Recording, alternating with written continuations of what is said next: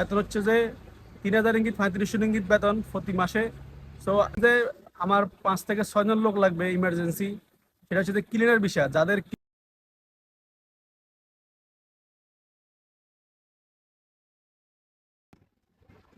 আসসালামু আলাইকুম এভরিওয়ান, কি অবস্থা সবার? আশা করি সবাই ভালো আছেন।